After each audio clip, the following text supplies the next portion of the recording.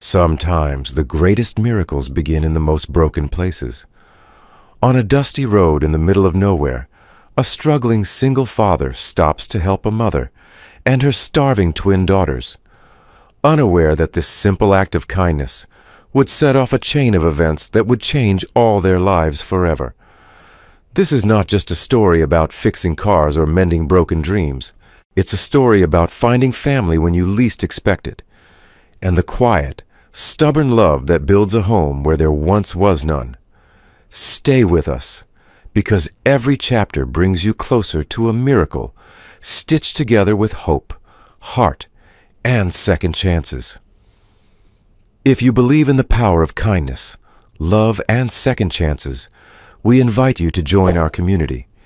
Hit the subscribe button and be part of a journey where ordinary moments lead to extraordinary miracles. Now let's begin the story. The Turner Garage had once been the pride of Highway 21, a small but proud fixture in a town so tiny most maps didn't bother naming it. Now it sat like a forgotten relic, peeling white paint, a crooked sign that read Turner Garage, Estorner 1971, and a gravel parking lot overrun with weeds. Inside, the air smelled of engine grease, sun-warmed leather, and the heavy, sweet dust that only time could lay down. Cole Turner wiped his hands on an old shop towel and leaned against the workbench, surveying the skeleton of a 1967 Mustang he had been rebuilding for months. It wasn't just a car. It was a silent promise he kept to himself, a way of keeping old dreams breathing even when everything else around him had gone still.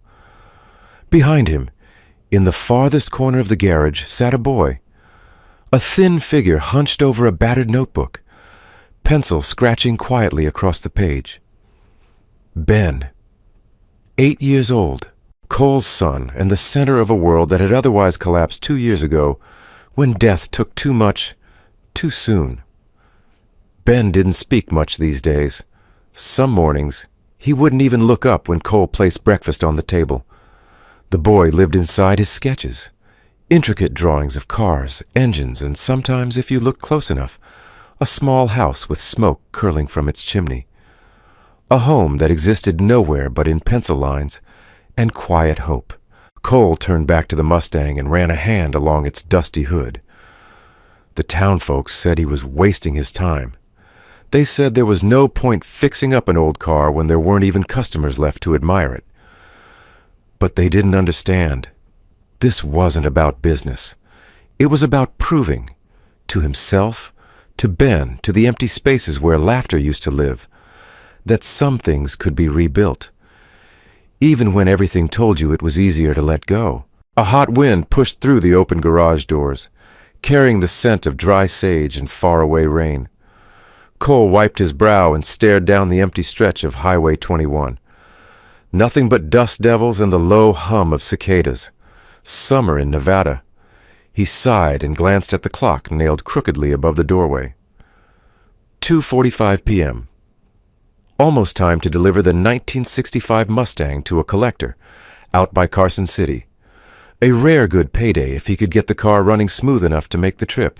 He hated leaving Ben alone, even for a few hours. But Mrs. Hadley from the diner down the road had promised to check in. Still, Cole's gut twisted. Ben didn't trust many people anymore.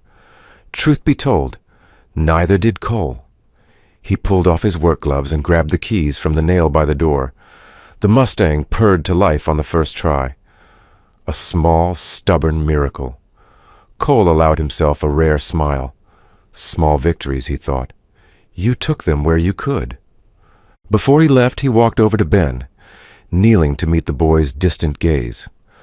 "Hey, champ," he said softly. "I'll be back before dark. Mrs. Hadley's just next door if you need anything." Ben nodded, a slight movement barely noticeable unless you were watching for it. Cole squeezed the boy's shoulder, wishing, praying for more, but knowing better than to push. As he backed the car carefully out of the garage, he caught one last glance at the place. Sunbeams cut through the dust in golden ribbons, lighting up the cluttered workbenches, the oil stains on the floor, and Ben, small and serious, hunched over his notebook. It looked for just a second like a postcard from a forgotten America, where hard work and heartache intertwined in quiet dignity. The drive stretched out long and lonely. The road shimmered under the desert heat. Cole adjusted the rearview mirror and caught his own reflection. Lined face, sun-creased skin, gray flecking his temples. Not so different from the garage itself. Weathered, worn, but still standing. Halfway down Highway 21, he spotted movement up ahead. A battered old station wagon pulled off to the side, its hood up, steam curling into the air like a distress signal. Beside it, a woman waved frantically, her other arm clutching two little girls to her sides. Cole's heart sank. He eased the Mustang onto the shoulder and climbed out, the door creaking in protest. The woman was young, early 30s maybe, her jeans dusty, a threadbare t-shirt clinging to her frame. The girls were even smaller than Ben had been when life first knocked him sideways. Twins, wide-eyed, hungry-looking. The woman's voice cracked when she spoke. "Please, we've been stuck here for hours. We don't have any water left, and the girls haven't eaten since yesterday." Cole didn't need to hear more. Something in her face, defiant but desperate, cut through every guarded instinct he had built since the world taught him to be careful. He nodded once. "Pop the hood," he said gruffly, and he glanced at the girls, who clung to her legs like saplings in a storm. "Let's get them some shade." She hesitated for a heartbeat, then reached into the car, pulling out a ratty backpack. The girls clung to her hands as they stepped carefully into the slice of shadow thrown by the Mustang. Cole leaned over the engine of the station wagon. Boiled dry. He could fix it, probably, if he had an afternoon and parts he didn't carry in his back pocket. But it wasn't the car that needed fixing most urgently. "You folks from around here?" he asked. The woman shook her head. Her voice, when it came, was steady but brittle. "Just trying to get somewhere better." A beat of silence passed between them, thick and humming with things unsaid. Cole wiped his hands on his jeans, glanced back toward town. The garage, Ben waiting, the empty house with its two quiet rooms. "All right," he said finally. "Let's get you all somewhere safe first. Then we'll figure the rest out." The woman blinked rapidly, fighting tears she clearly didn't want to show. "Thank you," she whispered. Cole grunted, leading her and the girls toward the Mustang. As they climbed in, he caught the smallest of smiles from one of the twins, the kind of smile that doesn't know how to fake anything yet. And for the first time in a long while, Cole felt it. A shift, small, subtle, but real. Maybe, just maybe, some things weren't beyond repair after all. The ride back to Turner Garage was a quiet one, filled only with the hum of the Mustang's engine and the soft, uneven breathing of the two little girls in the back seat. They were holding hands tightly, as if afraid the world might try to pry them apart if they loosened their grip for even a second. Sarah, the woman's name he had learned as she slid cautiously into the passenger seat, kept her gaze pinned to the horizon. Her hands trembled in her lap, fingers twisting the frayed strap of her backpack. Cole drove with one eye on the road and the other flicking toward her every so often, cataloging the signs of exhaustion, the silent calculation etched into the hard set of her jaw. She was used to fighting alone. That much was clear. It wasn't his place to ask questions. Not yet. Still, he found himself wondering, where had she come from? What kind of world had turned this woman and her two tiny girls into refugees on the side of a forgotten highway? The Mustang rumbled over the dusty road, past sun-bleached fields and crumbling fence posts. Out here there weren't many second chances. You either made do with what you had, or you didn't make it at all. When they pulled into the gravel lot of the garage, Ben was exactly where Cole had left him, sitting cross-legged near the workbench, his notebook balanced carefully on his knees. He didn't look up right away, but Cole saw the subtle tightening of his shoulders, the way his pencil paused mid-sketch. Ben noticed everything. He just didn't always know what to do with what he noticed. Cole parked the Mustang and turned off the ignition. Dust settled around them like a fine mist. "We'll get you sorted," he said gruffly to Sarah. "You and the girls. It's not much, but it's safe." Sarah nodded. Her eyes glistening with a sheen of unshed tears, she refused to blink away. She helped the twins out of the car, one girl clutching a battered teddy bear, the other dragging a torn blanket that had seen better decades. Ben watched from his perch, silent and wary. Cole crouched down to the twins' level. "You two hungry?" he asked gently. They nodded in perfect unison. He gestured toward the garage's side door. "There's a little kitchen through there. Got some beans and bread. Maybe a slice of pie if Mrs. Hadley left anything behind." Sarah hesitated, glancing back at Cole as if waiting for the other shoe to drop. When none came, she guided the girls through the door with a soft, murmured, "Thank you," that seemed to cost her more pride than she could afford. Cole followed after a moment, walking past Ben without needing to say a word. Ben closed his notebook and trailed behind, his bare feet making no sound on the concrete floor. The kitchen was about as plain as kitchens came. A battered Formica table, 4 mismatched chairs, a stove older than Cole himself, and a humming refrigerator that sounded like it was contemplating retirement. Still, there was food, and right now, that was a luxury. Cole opened a can of baked beans and dumped them into a pot without ceremony. He found a half loaf of bread on the counter and set it out, slicing it thick, the way his mother used to do on Sunday afternoons. He moved with quiet efficiency, conscious of the small eyes watching him from the table. Ben stood stiffly in the doorway, clutching his notebook like a shield. He hadn't said a word yet, but he hadn't fled either, a small miracle in itself. When the food was ready, Cole ladled beans into bowls, placed a slab of bread on each plate, and set them down in front of the girls. He caught a glimpse of their faces, the way they tried to mask their hunger out of politeness, the way their hands trembled slightly as they gripped the spoons. Sarah sat last, her posture rigid, her fingers white-knuckled around the bowl. "You're safe here," Cole said quietly, more to her than to the girls. For a moment she didn't respond. Then she lowered her head, shoulders sagging as if some unbearable weight had finally slipped from her back. The girls ate with a fierce, almost mechanical determination, not wasting a drop. Ben drifted closer, hovering near the table, his eyes darting between the twins and his father. Cole pulled a chair out and gave him a small nod. Ben hesitated. Then, slowly, awkwardly, he sat down. It wasn't much. It wasn't laughter or conversation or even trust. But it was something.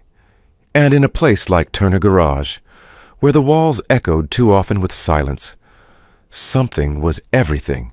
After the girls finished eating, Sarah helped them wipe their hands with damp cloths Cole found in a drawer.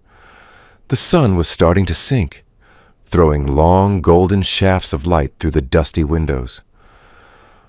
"I'll take a look at your car tomorrow," Cole said, leaning against the counter. "Tonight you and the girls can stay here. Got a couple of spare cots in the back office. Not fancy, but better than the roadside." Sarah opened her mouth, perhaps to protest, perhaps to insist they didn't want charity. But then her gaze landed on the twins, curled up together on one of the chairs, their faces slack with the bone-deep exhaustion only children could wear so openly. She closed her mouth and nodded. "Thank you," she said simply. Cole inclined his head. No need for speeches. Out here, kindness didn't come with price tags or conditions. It came because one day You might be the one stuck on the side of the road." He turned to Ben, who was now sketching something new. A Mustang, maybe, or a dream only he could see. "Come on, kiddo," Cole said. "Let's get their beds set up." Ben looked at him, really looked at him for the first time all day. And then, without a word, he stood, closing his notebook with a soft thump. As they set up the cots together, working side by side in the fading light, Cole felt something he hadn't felt in a long, long time. Hope. It wasn't loud. It didn't shout or blaze like a firework. It was small, quiet, but it was real. And sometimes out here where the world forgot to look, that was more than enough. Morning came slow to Turner Garage. Sunlight slipped through the cracked windows, painting long rectangles of gold across the concrete floor. The air smelled of warm metal, old dust, and something sweeter. Something that hadn't lingered here for a long time. Life. Cole stirred from the battered recliner he had dragged into the garage years ago. His back ached. His shoulder complained. But for once he didn't mind. He rubbed his eyes and listened. There it was again. The small, precious sounds he hadn't heard in too long. Children. Not crying. Not shouting. Just being. The soft giggles of the twin girls floated in from the office, punctuated by the occasional creak of springs as they bounced on the old cots. Sarah's voice followed, low and warm, corralling them with a kind of tired affection that made Cole's chest tighten. He swung his legs off the recliner and stood, the floor cool against his bare feet. Across the room, Ben was already awake, perched at the kitchen table with his sketchbook. The boy was drawing with a quiet intensity, his small fingers smudged with graphite.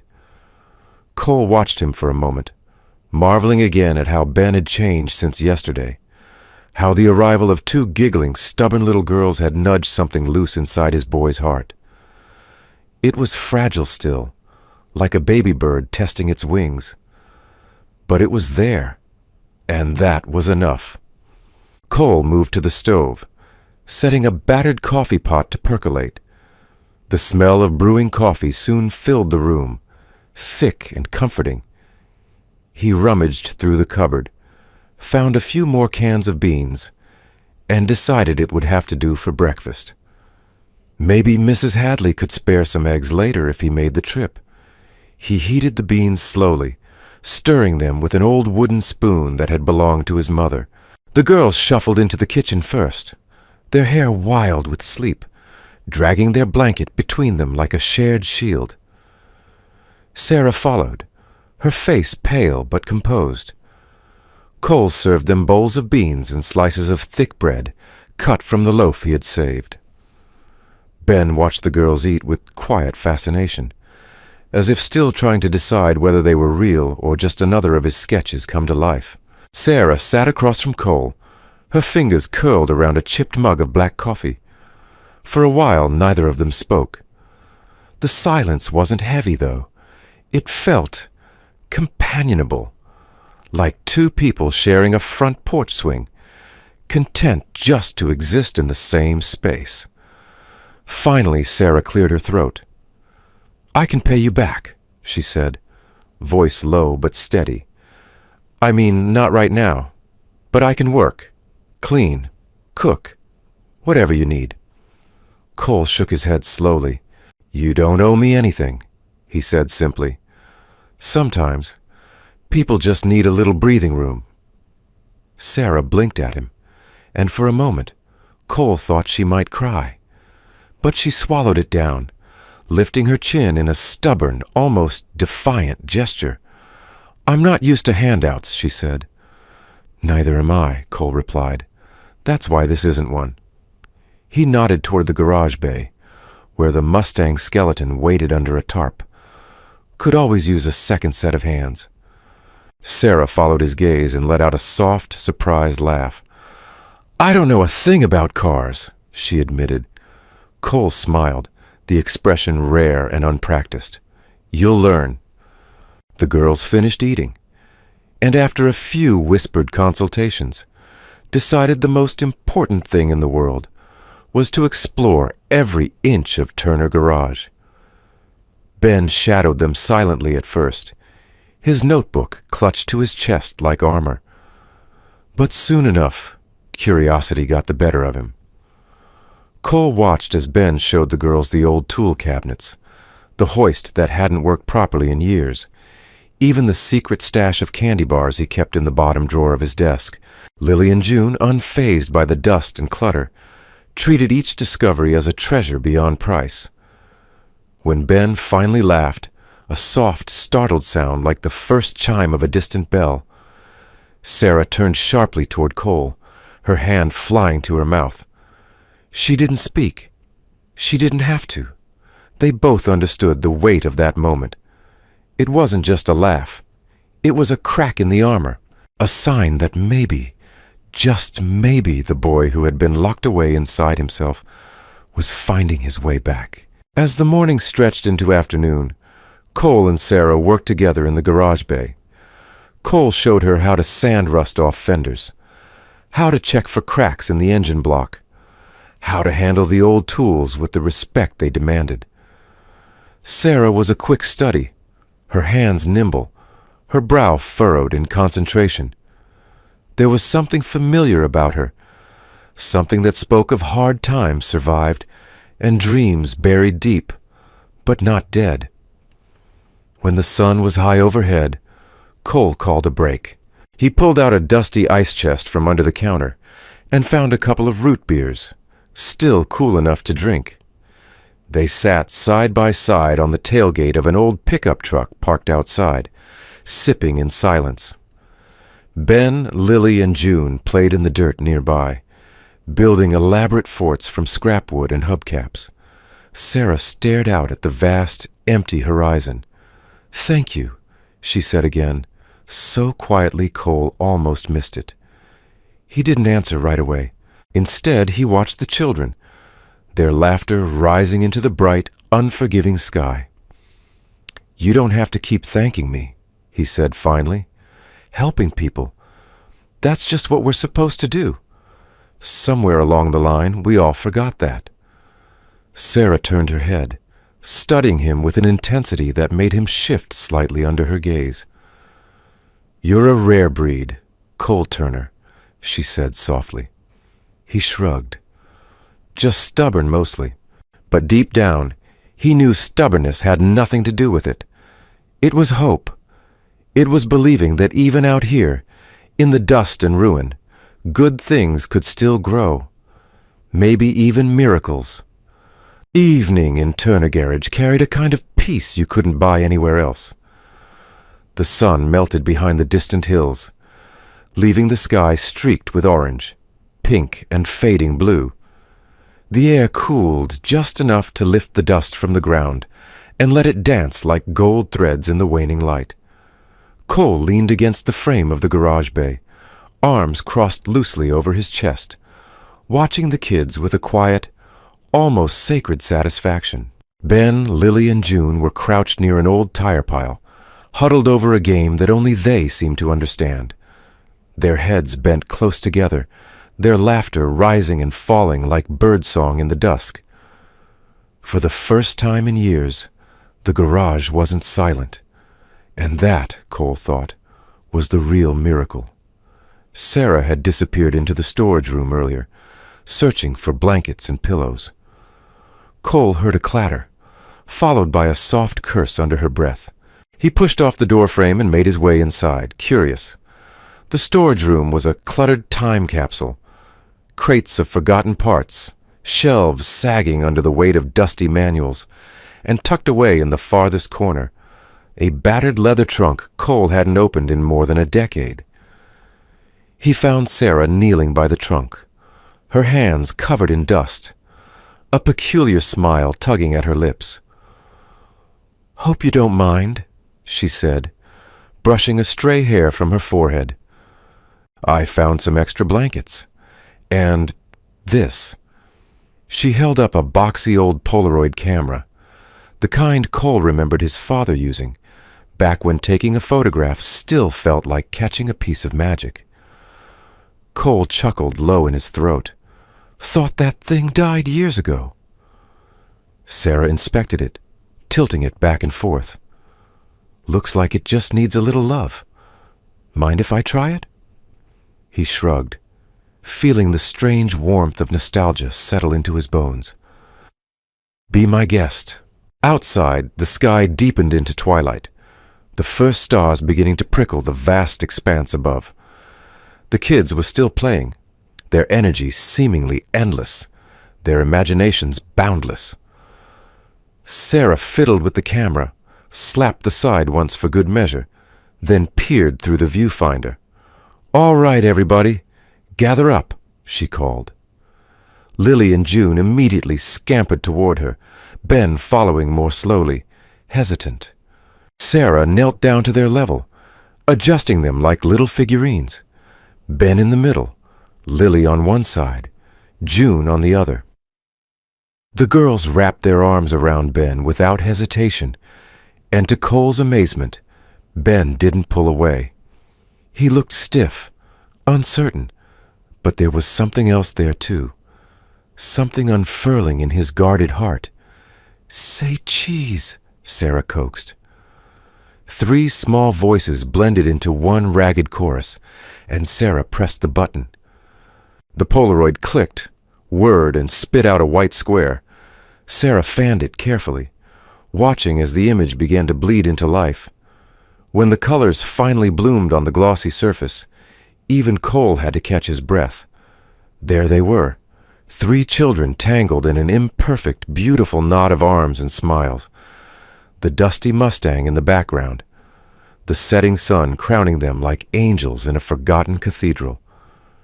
Sarah held the photo out to Cole with a gentle smile. You should keep this, she said. Cole took it, cradling the picture like something fragile and irreplaceable. He didn't speak. Couldn't, really. The lump in his throat was too thick. Instead, he walked back into the garage, found a battered corkboard above the workbench, and pinned the photo there, right in the center where it couldn't be missed.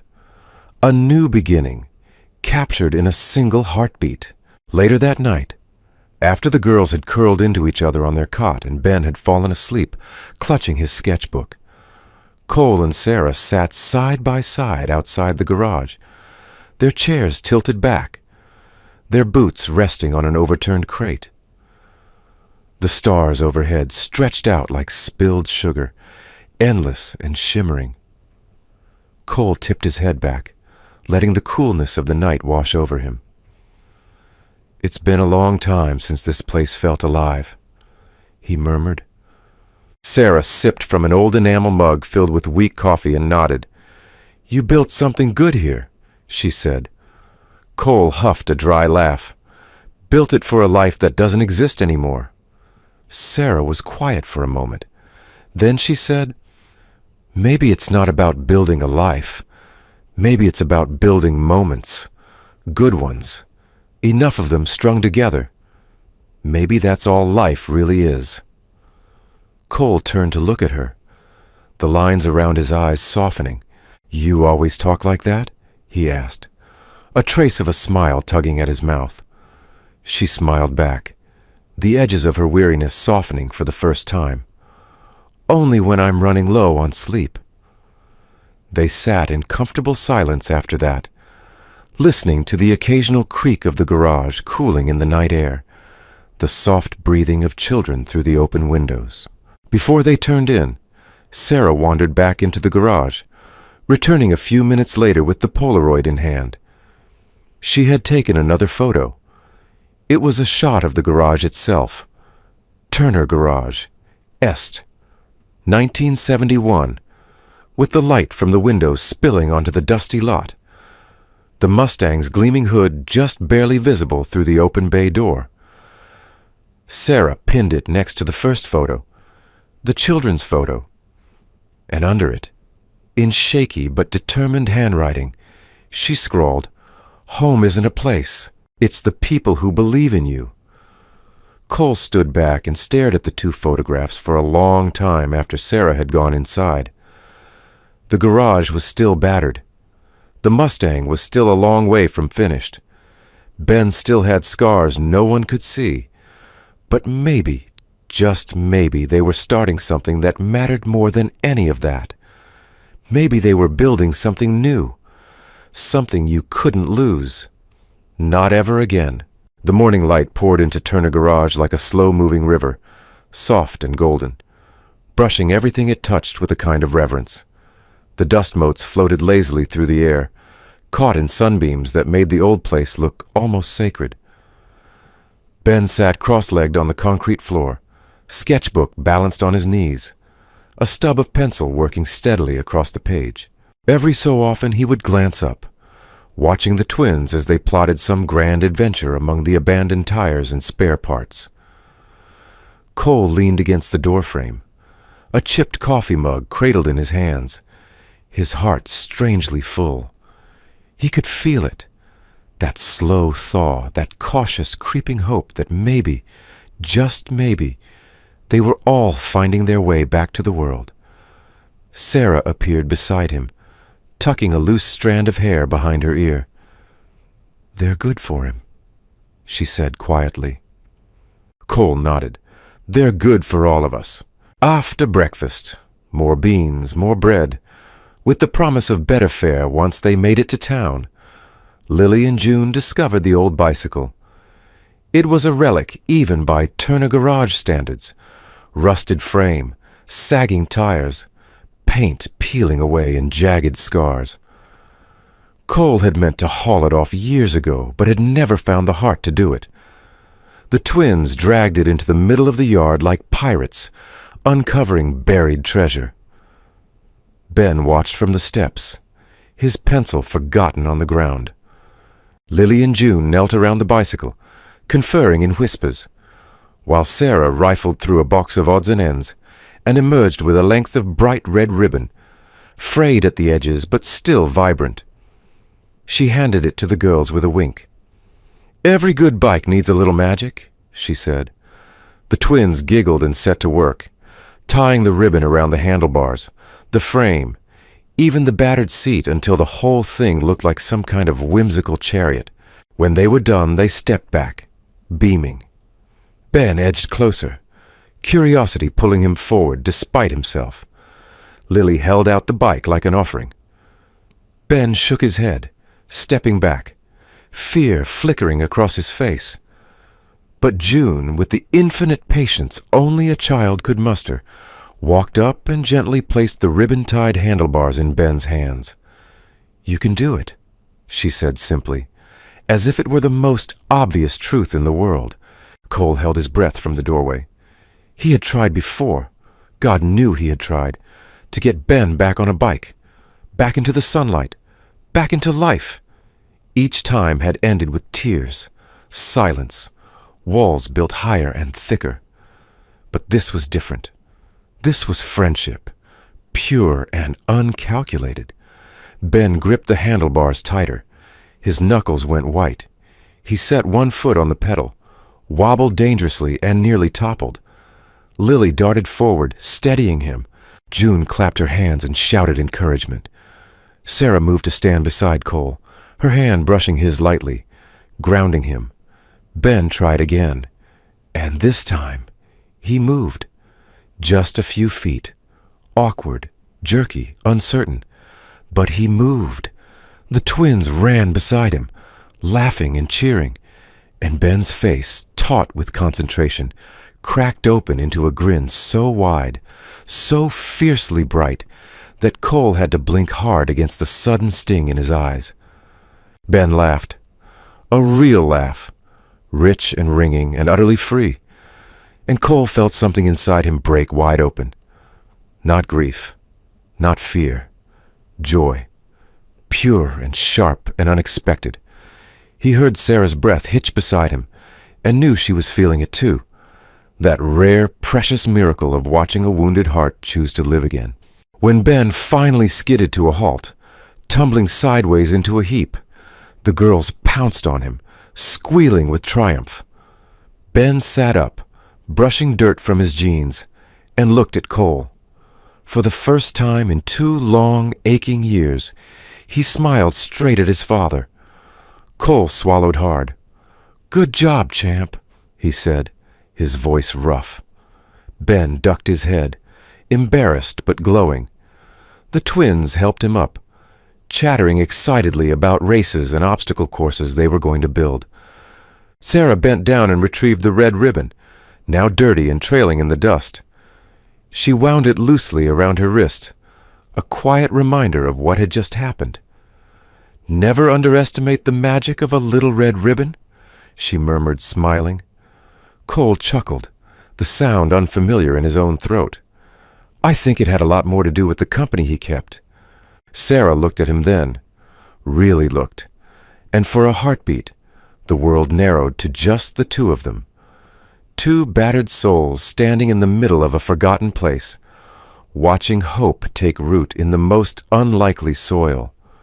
That night, after supper, when the children were dozing in a tangle of limbs on the cots, Sarah sat with Cole on the old wooden steps outside the garage. The stars above them were endless, sharp as diamonds against the velvet dark. Sarah fiddled with the ribbon still tied around her wrist, her fingers tracing lazy patterns. "You know," she said softly, "I spent a long time thinking that once something was broken, it stayed that way."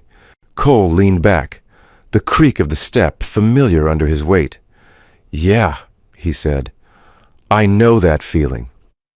Sarah twisted the ribbon once, twice.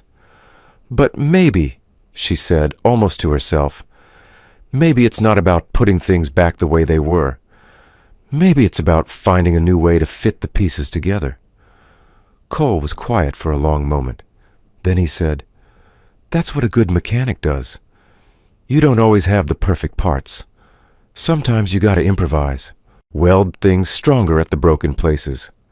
Sarah laughed, low and warm. "I like that," she said, welding the broken places. They sat together, the silence between them full of possibilities. Inside, the children stirred in their sleep, safe and whole and utterly unaware of the miracle they had set in motion. And out under the boundless Nevada sky, Cole Turner realized he wasn't just fixing old Mustangs anymore. He was fixing something far more valuable. He was fixing home. The next morning dawned with the kind of golden brilliance that made even the battered Turner garage look almost handsome. The garage doors stood wide open, letting in the warm breath of summer, and somewhere overhead, a lonely hawk circled lazily in the endless blue sky. Cole leaned over the Mustang's chassis, hands deep in grease and determination. The 1967 Fastback had sat idle for too long. Its body was rusted through in patches, its heart, the engine, silent and reluctant. But something had shifted inside Cole since the night before, since Ben's laughter, and the red ribbon fluttering like a battle flag against the sky. Maybe the car didn't have to be perfect. Maybe nothing did.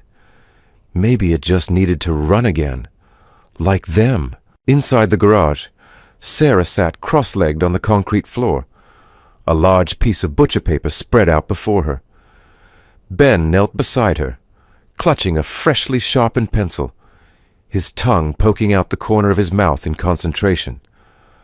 Lily and June hovered nearby, offering spirited advice about flames down the sides and cool secret compartments for snacks. Sarah smiled, patient and endlessly encouraging. They were designing their Mustang, not just restoring it, reimagining it. "Tell me what you'd want it to look like," Sarah said, tapping the paper with the pencil. "This is your car, too." Ben hesitated, the pencil poised mid-air. Then he began to draw, slow at first, tentative, but then with growing boldness, sweeping lines, bold curves, fierce angles. Cole watched from a distance, pretending to be absorbed in the engine, but every few seconds his gaze flicked toward them. Ben, who had once barely spoken above a whisper, now animatedly explained the differences between fastbacks and coupes, about the importance of weight distribution, about how red wasn't just a color, it was a feeling. Sarah listened like he was revealing the secrets of the universe, and in a way he was. Hours slipped past unnoticed. Sarah and Ben filled the paper with dream after dream. A Mustang with a deep cherry red paint job, black racing stripes, and a dashboard lined with small personalized engravings. Little stars, initials, and even a tiny sketch of a dinosaur. For good luck, June insisted. Lily lobbied hard for rainbow headlights. Ben solemnly promised to consider it. Cole chuckled under his breath. Maybe it wasn't the car restoration the purists at the county fair would expect, but it was a restoration of something much more important. A family. A future. Later, as the sun began its slow arc toward the western hills, Cole called everyone together. He unrolled an old blueprint he had kept tucked away. A schematic of the 1967 Mustang's original factory build. Side by side, they compared the factory lines to the wild, imaginative design Ben and the girls had created. It was messy. It was imperfect. It was glorious. Cole tapped the drawings with a calloused finger. "All right," he said gruffly. "If we're going to do this, we do it right, piece by piece." Ben's eyes lit up, and Lily clapped her hands. Even June, who had grown momentarily distracted chasing a moth, ran over, her hair flying like a wild halo around her face. Sarah looked up at Cole, her smile quiet but fierce. In that moment, Cole realized something vital. It wasn't about restoring what was lost. It was about building something new, out of broken parts, out of stubborn hope, out of pencil sketches on old butcher paper. It was about forging a miracle with their own hands. The next few days became a rhythm, a dance of sorts. In the mornings, Cole and Sarah worked on the Mustang, teaching the kids everything from sanding down rust to measuring the angles of the frame. Ben proved to be a natural with the smaller, detailed work. The girls excelled at painting, taping, and somehow convincing Cole to allow tiny decorative stars on the underside of the dashboard. "No one will see them," Lily reasoned. Every night they gathered under the stars, eating simple dinners of grilled cheese, tomato soup, and whatever scraps Cole and Sarah could pull together. And every night, Sarah pulled out the old Polaroid and snapped another photo, capturing greasy hands holding wrenches, beaming faces streaked with dust, and dreams slowly taking shape under the wide Nevada sky. One evening, as Cole wiped the sweat from his brow and surveyed the day's work, Sarah appeared beside him, holding one of the photos. She handed it to him silently. It showed Ben perched on the hood of the half-assembled Mustang, holding a wrench in one hand and giving a shy, crooked smile to the camera. Cole stared at it for a long time. "He's coming back," Sarah said softly. "Because of you." Cole shook his head. "No," he said. "Because of them. Because of you." Sarah tucked her hair behind her ear, her cheeks flushing slightly under the setting sun. "We all needed each other," she whispered, "more than we ever knew." For a moment, they stood there, shoulder to shoulder, the hum of cicadas rising around them like a benediction.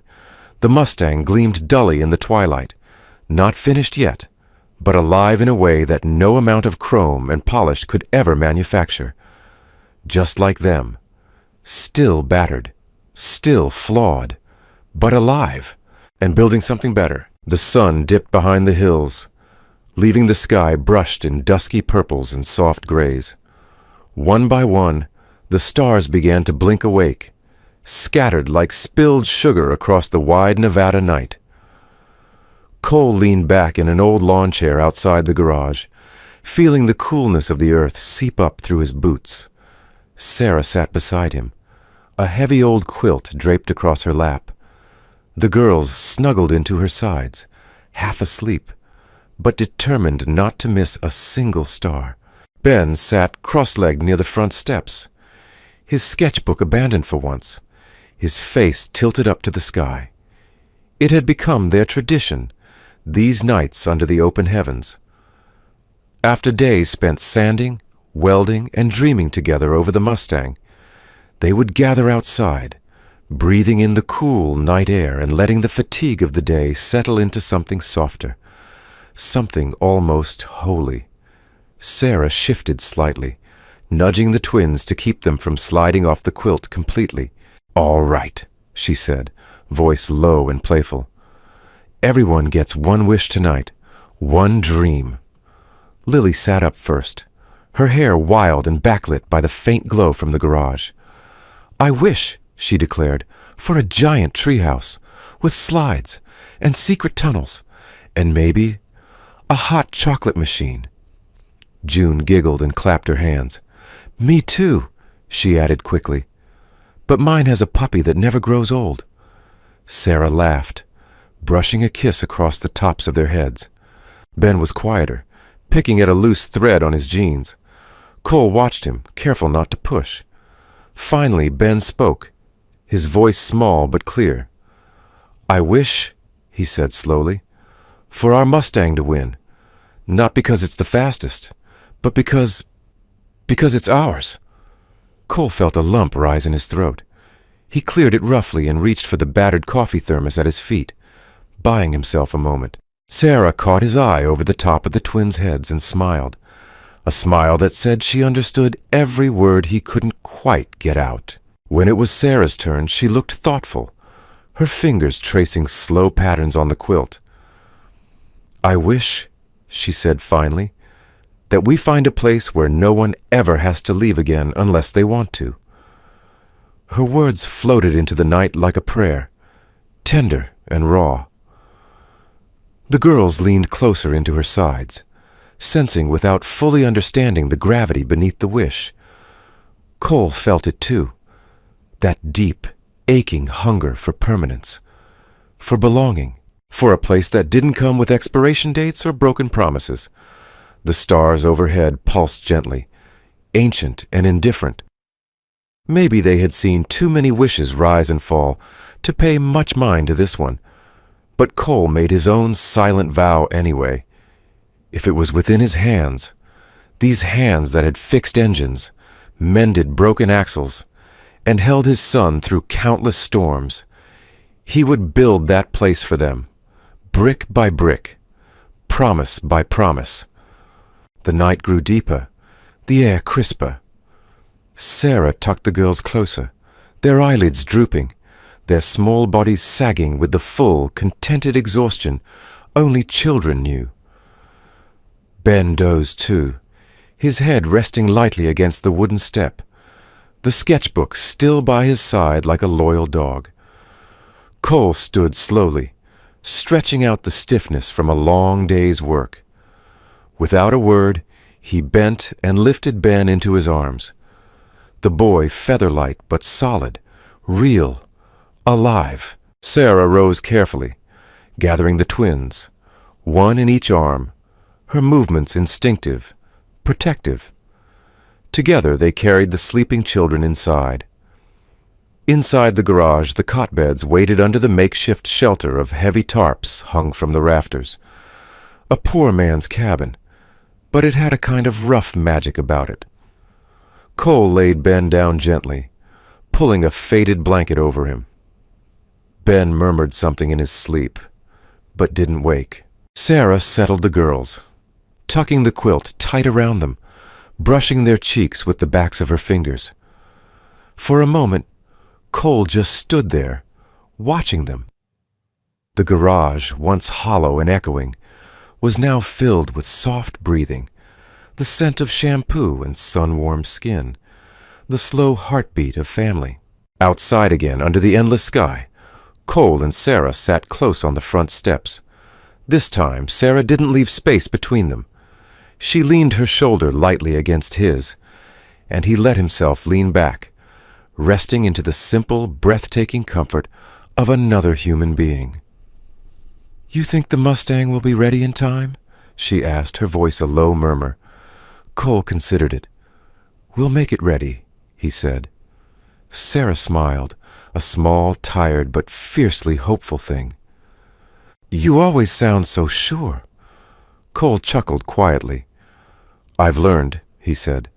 "Sometimes the only difference between fixing something and losing it forever is believing you can." Sarah was silent for a long time after that.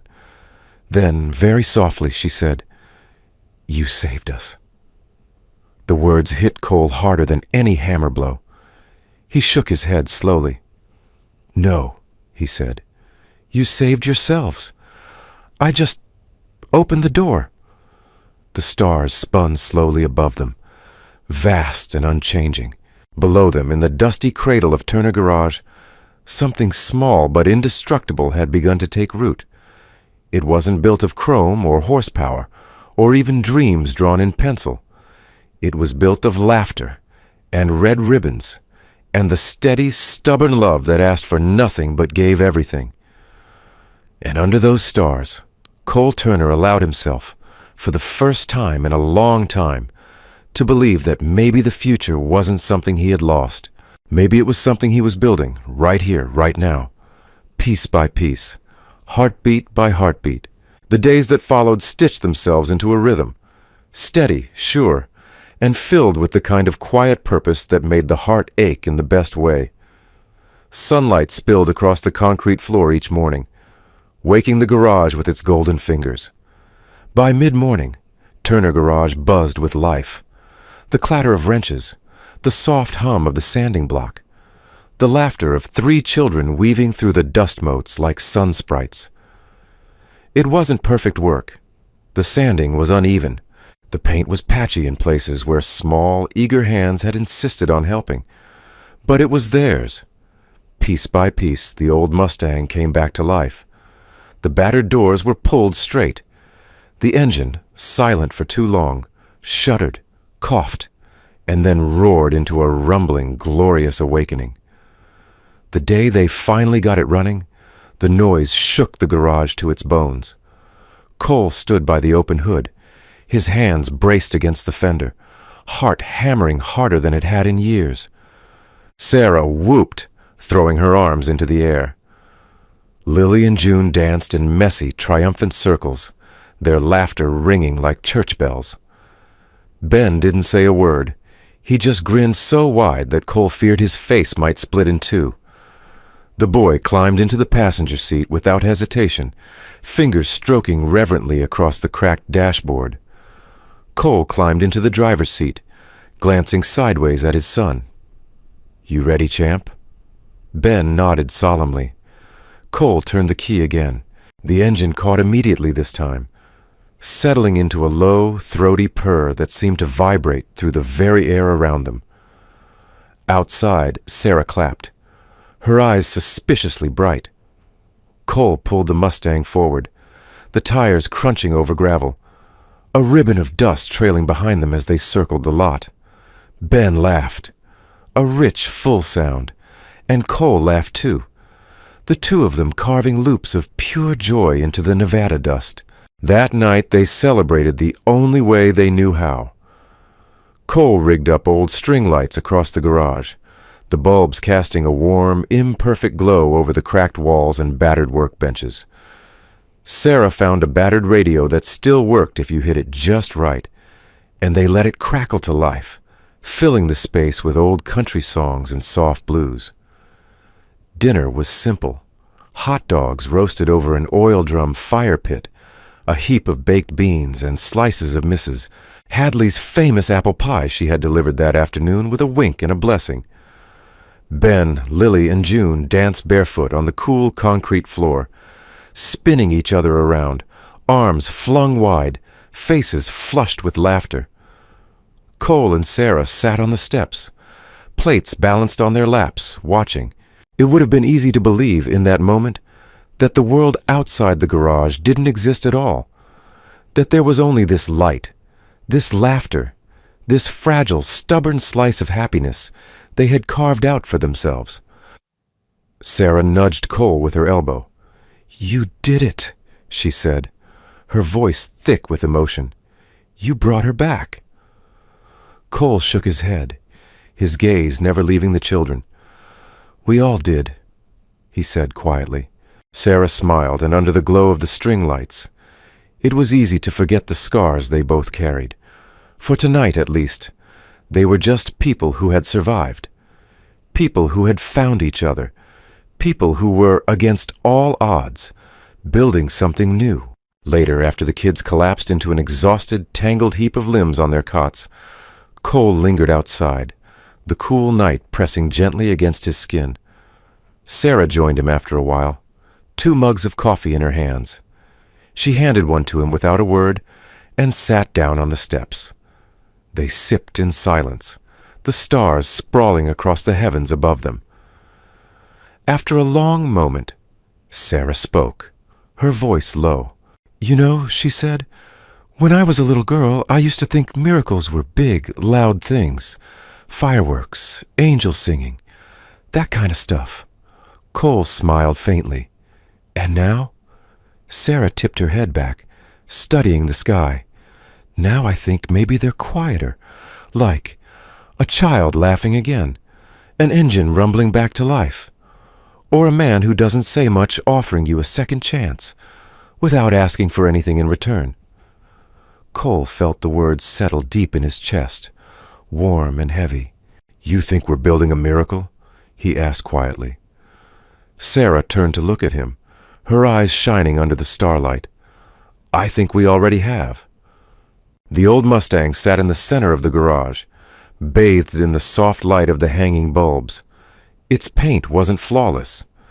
Its lines weren't showroom perfect, but it was alive, and more than that, it was loved. Sarah reached into her pocket and pulled out a small square of cloth. It was the red ribbon, now a little frayed, a little faded, but still stubbornly bright. She tied it around the rearview mirror with careful fingers. "For luck," she said, smiling. Cole nodded, too moved to speak. The ribbon fluttered gently in the night breeze, a quiet promise stitched in scarlet thread. "You are not broken. You are not forgotten. You are home." The morning of the county fair broke clear and bright. The sky a flawless stretch of blue that seemed to promise good things. Turner Garage buzzed with nervous excitement. Ben, Lily, and June darted between the Mustang and the workbenches, checking and rechecking everything with the solemnity of astronauts preparing for launch. Sarah knelt by the Mustang's front tire, polishing the chrome hubcap with an old rag, her brow furrowed in concentration. Cole stood by the driver's door, his arms crossed, watching it all unfold. He wasn't much for crowds anymore, wasn't much for parades or contests either. But this wasn't about winning trophies. It was about showing the world, and maybe themselves, that broken things could be made beautiful again. That even in a world that often looked away, some dreams were worth stitching back together with calloused hands and stubborn hearts. By mid-morning they were ready. The Mustang gleamed under the sunlight, the cherry-red paint vivid against the dusty lot. It wasn't perfect. Small dents and old scars still hid beneath the fresh polish. The stars Lily had insisted on painting under the dashboard were invisible unless you knew where to look. But it was alive, and it was theirs. Sarah climbed into the passenger seat, smoothing her hands across the seat covers she and the kids had patched together. Ben buckled himself into the back, the twins flanking him like fierce little bodyguards. Cole slid into the driver's seat and turned the key. The engine roared to life, low and steady, and all 3 children let out a cheer that made Cole's chest tighten with something dangerously close to tears. He pulled the Mustang out onto the highway, the tires singing against the asphalt, the red ribbon tied around the rearview mirror fluttering like a battle flag. The county fair sprawled across the dusty fairgrounds just outside town. A chaotic patchwork of tents, booths, hay bales, and colorful banners snapping in the breeze. Families wandered the grounds with lemonade in hand. Children shrieked with laughter on the spinning rides. The smell of kettle corn and fried dough hung thick in the air. Cole parked the Mustang carefully among the lineup of shiny classics and meticulously restored antiques. It didn't take long for the stares to start. Some of the other car owners, mostly older men with meticulously waxed Cadillacs and polished Bel Airs, gave the Mustang long, skeptical looks. Cole caught snippets of whispered conversations. Looks patched together. That paint job's got streaks. Engine's probably held together with duct tape. He felt Sarah stiffen beside him. Felt Ben's small hand slip into his without a word. Cole squeezed it, grounding both of them. Let them talk. They didn't know what it had taken to get here. They hadn't heard the first cough of the engine after years of silence. Hadn't seen a boy smile again after too much sorrow. This wasn't about impressing anyone. This was about them. The judging began in the early afternoon. Cole leaned against the Mustang's hood, arms crossed, while the official, a portly man with a clipboard and a skeptical squint, made his rounds. The man inspected the shiny Cadillacs with approving nods, the vintage trucks with polite smiles. When he reached the Mustang, he paused, ran a hand over the paint, tugged at the door handle, popped the hood. Cole waited, feeling the old familiar knot of defensiveness tighten in his chest. The judge made a few notes on his clipboard and moved on without a word. Sarah let out a breath beside him. The kids waited anxiously, casting nervous glances at the cluster of golden trophies displayed on a nearby table. Cole didn't say anything. He just crouched down in front of them, eye level with the three small faces he loved more than his own life. "You know why this car matters?" he asked quietly. Ben frowned slightly. "Because we fixed it?" Lily guessed. "Because we made it ours," June chimed in. Cole smiled. "Because we didn't give up," he said. "Not when it was hard. Not when it seemed impossible. That's what makes it special. Not how shiny it is. Not how many awards it wins." Sarah knelt beside him, slipping an arm around Lily and June. Ben's eyes shone as he nodded solemnly. When the results were announced, they stood at the edge of the crowd, hands linked, the afternoon sun warm on their shoulders. The big prizes went, as expected, to the polished Cadillacs and immaculate Corvettes. Cole didn't feel an ounce of disappointment. He looked down at the children's faces, bright, eager, filled with hope, and knew they had already won something far more valuable. Then the announcer, an elderly man with a voice like gravel, cleared his throat. "We have one more award this year," he said, squinting at the crowd over the rim of his glasses. "Something special. An award for heart, for perseverance, for a reminder that sometimes the best things aren't the most perfect, but the most loved." He paused, smiling. "And this year, the best restoration from the heart goes to Turner Garage and their 1967 Mustang." For a moment, none of them moved. Then Ben let out a whoop of pure joy. Lily and June screamed and jumped up and down, grabbing each other's hands. Sarah laughed through her tears, burying her face against Cole's shoulder. Cole just stood there, heart too full for words. They walked up to the small podium together, all five of them, Ben clutching the hand-painted plaque as if it were solid gold. The crowd clapped, and Cole caught more than a few faces smiling with something warmer than politeness. They could see it too now, the magic stitched into every imperfect seam of that car, the miracle that couldn't be polished or bought, the miracle of a broken family, rebuilt stronger at the broken places. As they drove home that night, the sun sinking low and the desert dust rising in lazy golden swirls, Cole caught sight of the rearview mirror. The red ribbon was gone. Sometime during the celebration, it had come loose, lifted by the wind, carried away into the endless Nevada sky. But Cole smiled anyway. They didn't need the ribbon anymore. The miracle wasn't tied to it. The miracle was sitting beside him, giggling in the back seat, leaning against him under the weight of trust and love and second chances. The miracle was here, alive, and it was just getting started. A week after the county fair, Turner Garage buzzed with an energy that felt different from the familiar hum of work. It was hope. It was momentum. It was the knowledge that something special had taken root and was growing stronger with each passing day. Cole wiped his hands on a rag and glanced across the lot where Ben, Lily, and June were chasing each other around the Mustang, their laughter splitting the late afternoon air like music. Sarah leaned against the garage door, a soft smile playing on her lips as she watched them. The plaque they had won at the fair sat proudly on the counter inside, surrounded by a scattering of Polaroids Sarah had pinned up. Photos of the Mustang gleaming in the sun, the kids grinning with paint on their cheeks. The dusty garage transformed into something stubbornly beautiful.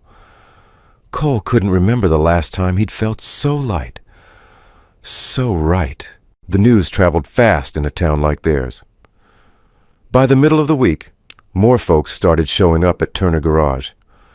A retired couple from the next county over brought an old Ford truck that hadn't run in a decade. A young woman with 2 small boys dropped by, asking if Cole could teach her a few things about keeping her battered minivan alive. Even Mr. Reynolds, who had once sniffed at Cole's junkyard garage, pulled up in a pristine '58 Thunderbird with a hesitant question about a strange knock in the engine. Cole didn't turn anyone away. He just smiled, rolled up his sleeves, and let the kids help where they could. They patched tires, changed oil, replaced batteries. Some jobs they charged for. Most they didn't. Turner Garage had become more than a business. It had become a refuge, a place where second chances weren't just offered. They were built, bolt by bolt, heart to heart. One Saturday morning, as Cole tightened the last bolt on a rusted pickup, a sleek black sedan pulled into the lot. It stood out like a crow among doves, shiny, spotless, city money written all over it. Cole straightened slowly, wary. The driver stepped out, a man in a crisp suit, sunglasses flashing in the bright Nevada sun. He offered a small, professional smile and walked toward Cole, extending a business card. "Cole Turner?" he asked. Cole nodded. "My name's David Langston," the man said. "I represent Mustang Heritage Motors." Cole frowned, wiping grease from his hands. "Mustang Motors?" he repeated, skeptical. Langston chuckled. "Not the big dealership downtown. We're a private restoration company. Word about your work, your Mustang, made its way to us through the county fair. One of our scouts saw it. He said it wasn't just a restoration. It was a story. A story we think people would want to hear." Cole said nothing, unsure where this was going. Langston continued, undeterred. "We're launching a new campaign," he said, excitement creeping into his voice. "Restorations from the heart, real stories, real people. We'd like to feature your garage, maybe even partner with you. You'd stay independent, of course, but we'd provide parts, tools, maybe a little funding to help expand." He paused, letting the words settle. "In short, Mr. Turner, we want to help you keep doing what you're doing, on a bigger scale." For a long moment, the only sound was the cicadas buzzing high in the cottonwoods.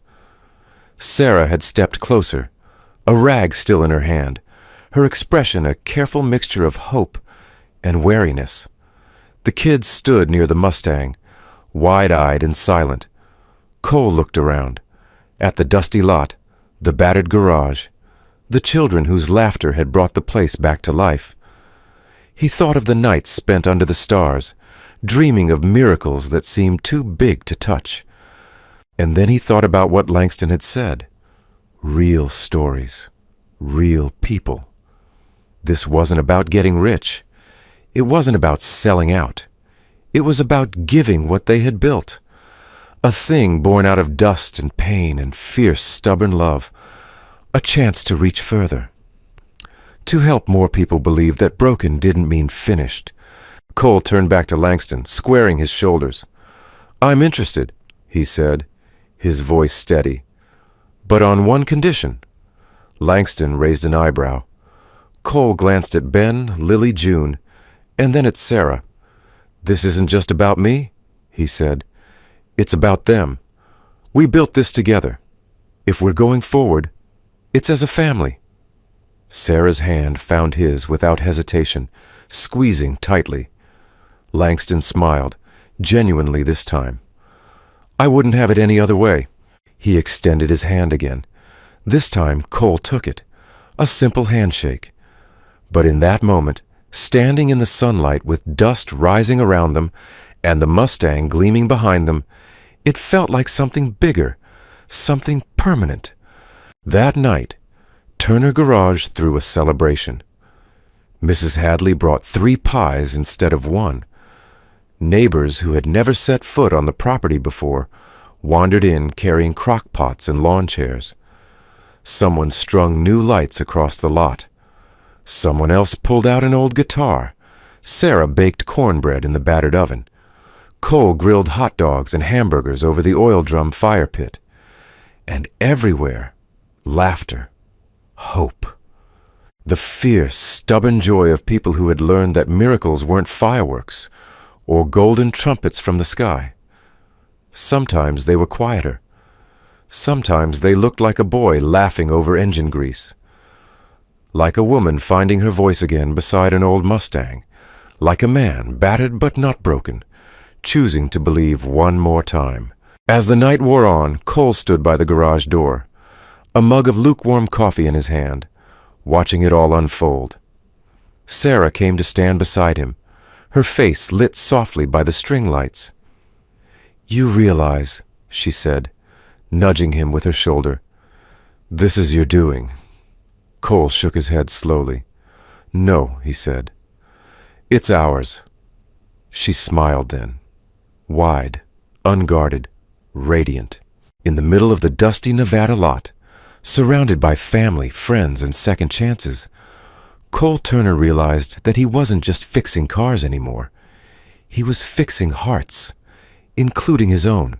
The summer bled slowly into fall, the Nevada heat softening into crisp mornings and golden afternoons. At Turner Garage, life found a new rhythm. Steady, warm, stubbornly beautiful. The partnership with Mustang Heritage Motors blossomed not into a corporate machine, but into something far better. A quiet, steady lifeline that let them keep doing what they loved, the way they loved to do it. Each week, new faces appeared on the dusty lot, a single mother looking for a way to keep her old Jeep alive. A veteran restoring the battered pickup his father had left behind. A teenager saving up every cent to fix a rusted-out Camaro for her high school graduation. And every time, Cole, Sarah, Ben, Lily, and June rolled up their sleeves and got to work. Not for money, not for prestige, but because there was something sacred about giving broken things and broken people a second chance. The Mustang, their Mustang, became something of a legend in the county. People came from neighboring towns just to see it, to hear the story of the car built not in some fancy shop, but in a dusty garage where hope had stubbornly refused to die. Ben grew more confident with each passing day, his sketches now covering an entire wall of the office. Blueprints, dreams, ideas too big for just one garage to hold. The twins treated the garage like a kingdom, racing their bikes around the lot, leaving ribbons of laughter in their wake.